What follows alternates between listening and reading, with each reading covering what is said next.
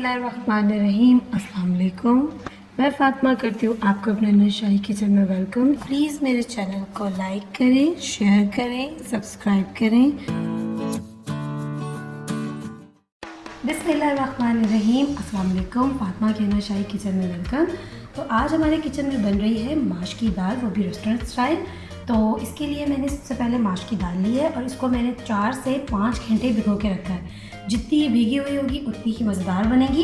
इसी के साथ मेरे पास ये ऑयल है, आप इसकी ज़रूरत ले सकते हैं। मसालों में मेरे पास है हल्दी है, गरम मसाला है, रेगुलर नमक है, सूखा धनिया powder, red chilli flakes, chilli powder है। ये मेरे पास जो है ये चिकन पाउडर है। इसी के साथ ये येलो फूड कलर है, इसमें लाजमी जाएगा। और ये है ब्लैक पेपर और चुटकी भर ये जो है ये सिट्रिक एसिड है, यानी जिसको हम लेमन सॉल्ट भी बोलते हैं। और दूसरे मसालों में मेरे पास ये 2 टमाटर है, अदरक, लहसुन और हरी मिर्ची, इनका हम एक पेस्ट बनाएंगे। और ये मेरे पास प्याज है, 2 डली प्याज थे। और दूसरे मसालों में 1 टुकड़ा दालचीनी का, 3 से 4 हरी इलायची और 2-3 लौंग और 1 टेबलस्पून ज़ीरे का। तो शुरू करते हैं अपनी मज़ेदार सी माश की दाल। बिस्मिल्लाहिर्रहमानिर्रहीम की बरकत के साथ ऑयल डालेंगे। ये माश की दाल है तो इसमें ऑयल थोड़ा ज़्यादा जाता है। कुछ ऑयल हम रख लेंगे इसकी बघार देने के लिए। साथ ही हम इसमें अपने अनियन डालेंगे।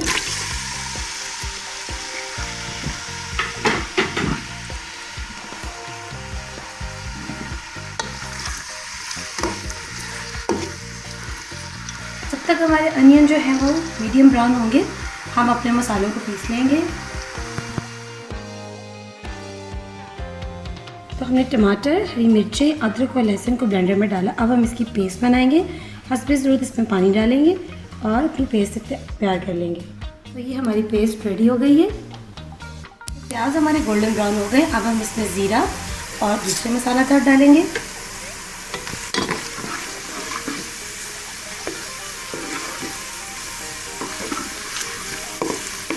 एक मिनट इसको भूनने के बाद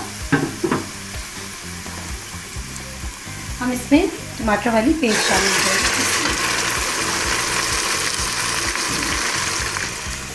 5 मिनट टमाटर वाली पेस्ट को अच्छे से भूनेंगे ताकि इसका कच्चापन ख़त्म हो जाए। अभी हम इसमें मसाले ऐड नहीं करेंगे, पहले इसको भूनेंगे।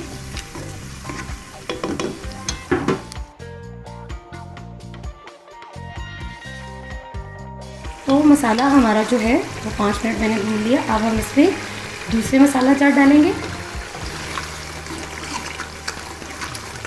और अब इनको भी हम 5 से 10 मिनट तक अच्छे से भुनाई करेंगे।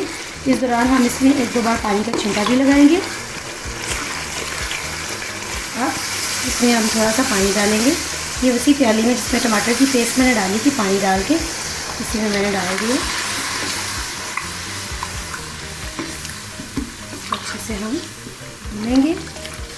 तो देखिए हमारा मसाला अच्छे से जो है वो भून चुका है। अब हम इसमें से ये जो ऑयल है इसको थोड़ा सेपरेट करेंगे, क्योंकि ये ऑयल में जो है ऑयल दाल में बहुत टेस्टी लगता है। थोड़ा सा ऑयल डालेंगे और अब हम इसमें अपनी दाल डालेंगे। बिस्मिल्लाहिर्रहमानिर्रहीम की बरकत के साथ ये हमने अपनी दाल डाल दी। वज़न के हिसाब से ये मेरे पास आधा किलो दाल है।